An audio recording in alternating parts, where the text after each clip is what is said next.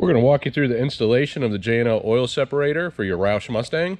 Including the J&L kit is a fully assembled oil separator, a mounting bracket, mounting hardware.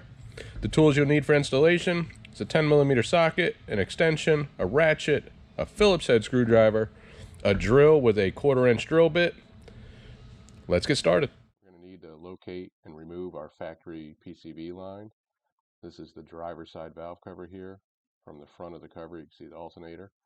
And this line runs all the way to the back, around to the back of the supercharger. To pull this line off, there's this little gray tab here.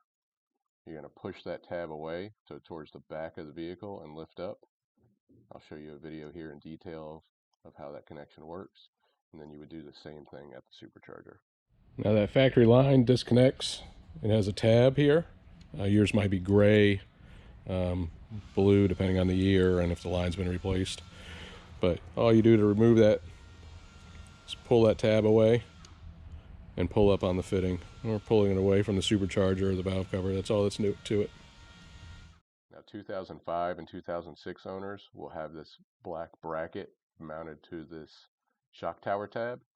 If you remove these two 10mm bolts, it will expose a few holes.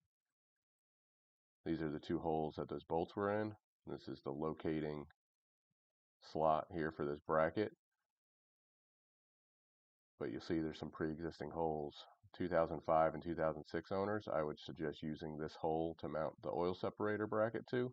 This bracket set into place is take a marker from the underside and mark through this hole to the bottom of the bracket.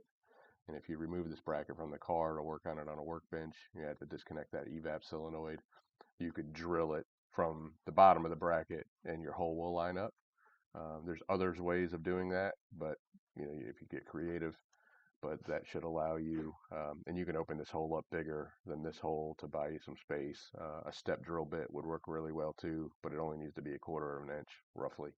Now 2007 to 2009 owners, you don't have that black bracket, you just actually have this little sheet metal tab that you're going to want to drill this hole into. So this is a 1/4-inch hole. Basically just backed of where the tab starts to fold over.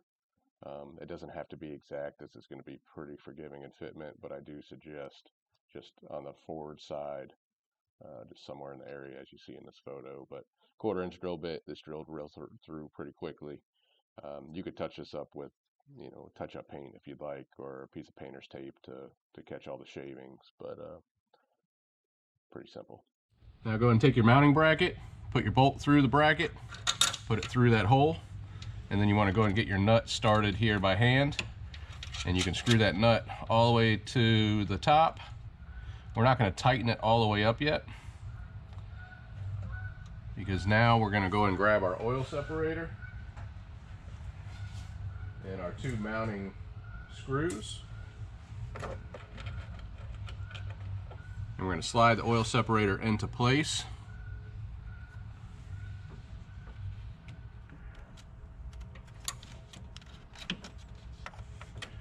And we're just going to go ahead and align the bracket and get this fastened.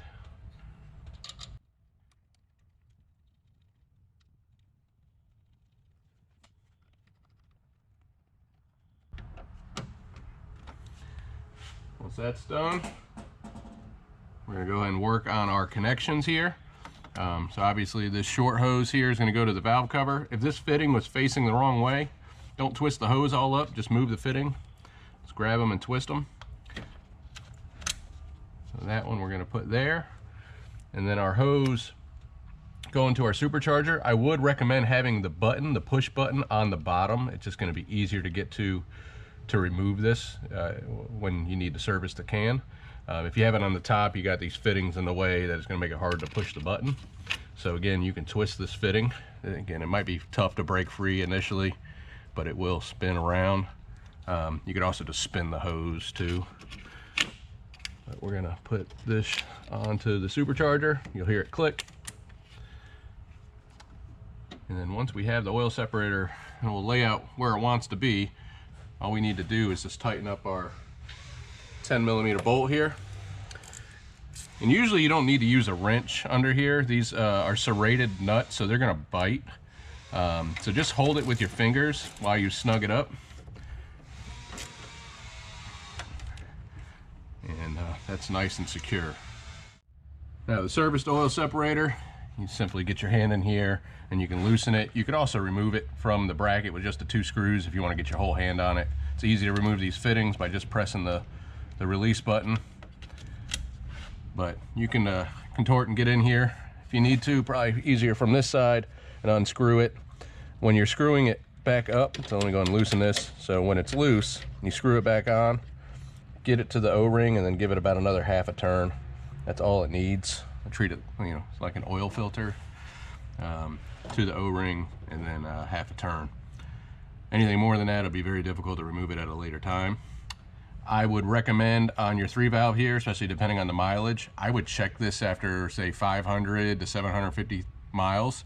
A lot of these 3-valves push quite a bit of oil through the PCV system. The can holds 3 ounces, but don't be surprised to see about 1 ounce of fluid in it in that time, you know, just under 1,000 miles. But every one of them can be different. Also, there's a lot of variables in that too. So keep a close eye onto it when you first install it, and then you'll have a good judge of how often you really need to check it. When checking it, again, unscrew it, dump that oil into wherever you would dispose of your waste oil. Many auto parts stores will take them free of charge. Clean out the can and reinstall. That's all that's to it. If you have any questions, reach out to us, and we'll see you on the next one.